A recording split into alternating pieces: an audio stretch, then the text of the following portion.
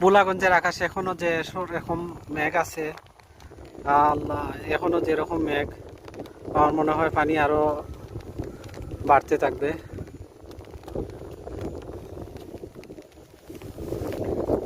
বৃষ্টি তো আর থামে নাই আজকে সারাদিন। আজকে 18 তারিখ, ঈদের পর দিন। বৃষ্টি সকাল থেকেই বৃষ্টি হচ্ছে, রাত্রেও বৃষ্টি হয়েছে, এখনো বৃষ্টি হচ্ছে। এখনো যে গোলাগঞ্জের সাদা পাথরের উপরের আকাশটা এখনো কিরকম কালো হয়ে আছে মেঘ।